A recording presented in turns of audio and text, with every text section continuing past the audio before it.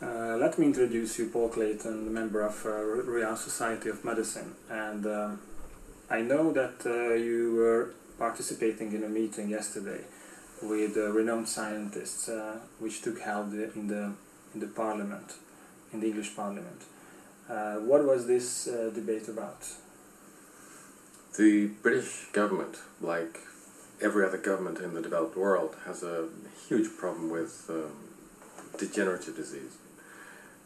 We have been operating a fundamentally 19th century model of medicine, using drugs, very specific, very toxic, very expensive, that we use to treat the symptoms of degenerative disease, but they do not cure degenerative disease.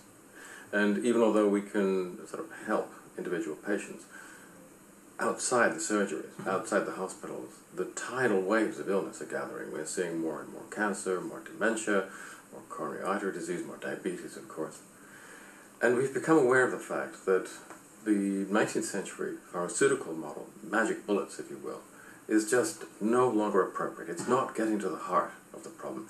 Instead of trying to plug up the holes in this boat, which is not so much, it's got so many holes, it's more like a sieve, not a boat anymore.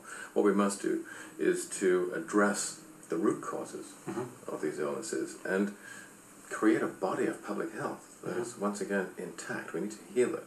And the only way to do that, there is a growing consensus now, is by changing people's lifestyles, showing people how to live healthier lifestyles, eat healthier diets. And that is the only way we're going to create a healthier public and give Britain and give Hungary the public health that it deserves and that it should have and that it can afford. And what were the practical steps that you suggested to imply to achieve these goals? What is emerging now in medical science is something that you could compare to the grand unifying theory in physics, which shows that all of the energies, the weak and the strong forces, the electromagnetic forces, are all related somehow. And what we're beginning to understand in medicine is that the different disorders, cancers, dementias, coronary artery disease, the arthritides, they look very, very separate. They look like islands separated from each other in the ocean. But under the surface, we now understand that they are all joined. That's all one mountain range, and it has one base. And at that base, this new unified theory of disease is a process called chronic inflammation. And we have discovered that people today live in a way that encourages chronic inflammation. So people are carrying around these bombs inside them which could explode as a cancer or a heart attack or a stroke. And what we need to do is to put out the fires. And we can do that in three very simple ways. Increase the amounts of anti-inflammatory nutrients in your diet. What are these basically? Well, there's three of those too, the rule of threes. So 1,3,1,6 beta-glucans, such as Wellmune, which improve the efficiency of the acute inflammatory response, so less of those go and become chronic. The omega-3 fatty acids, which are very well known, but should never be used on their own because they must always be combined with the partner anti-inflammatory compounds, which are polyphenols, which were first characterized in Hungary by Chef Gergi, the Nobel Prize winner. His work was forgotten, but it's now coming back. We now understand he was exactly right in many respects. So the combination of the beta-glucans, the omega-3s, the polyphenols, that is a combination that puts out the fires.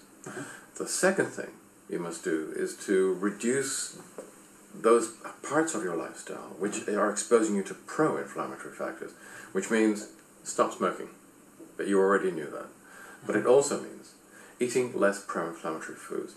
And the pro-inflammatory foods, in short terms, in shorthand, are foods cooked at high temperatures. So fast foods, because to prepare food very rapidly, you need to cook it at a very high temperature. And those high temperatures produce compounds called ages and ales and various other things, which are very pro-inflammatory. So I'm afraid no more McDonald's, no more Pizza Hut, none of that crap, and it is crap. Slow-cooked foods, or foods cooked at low temperatures. That's the second thing. Third thing, more physical exercise. Not exaggerated. I mean, I don't want you to go out running marathons because that's all pro-inflammatory as well. Moderate levels of exercise.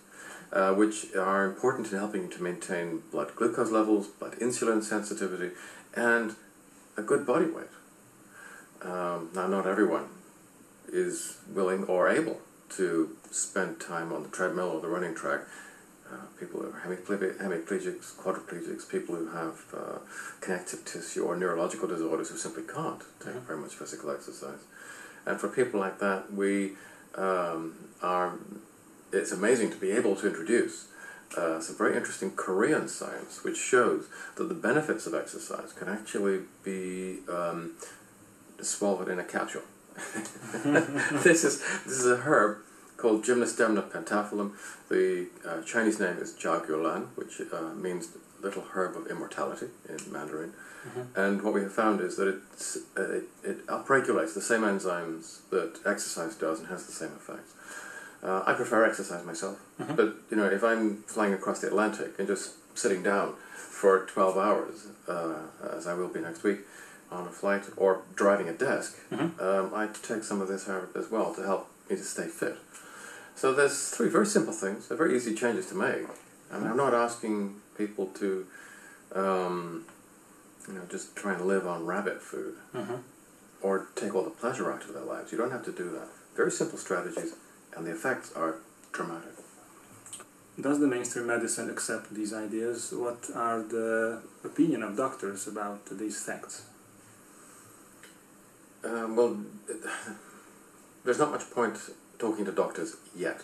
The people who understand this are the clinical scientists, the biochemists, the pharmaconutritionists, the physiologists, the cell biologists. That is where this new consensus is coming from. But it has not yet really percolated through to the doctors. And the reason for that is that the doctors are ring-fenced by the pharmaceutical industry. A lot of the training is subsidized directly or indirectly by drug companies, and they have no interest at all in teaching doctors about these alternatives to pharmaceutical medicine. Why would they? They'd destroy their own business. So it's taking a long time to enlighten the doctors, but it is gradually happening. There are publications in the scientific journals. There are new books coming out, including one of mine. Thank you. Please introduce your book. Well, this was only published 6 days ago, so it's brand new. It's a new baby. It's called Out of the Fire, and you can see here a symbol demonstrating that you should put out the fire, and that's a medical approach, because inflammation is exactly like a fire. It actually involves, it's like a slow burning process. And what the evidence tells us, and there's nearly 2,000 references in here from very, very good journals, the science shows us that if you put out those flames, you're going to live longer, you're going to live healthier. I think it would be very appropriate if we could create a kind of a sunrise model, a sunrise approach, and a sunrise industry for healthcare right here in Hungary. Let it be. Thank you. Thank you, Paul. My pleasure.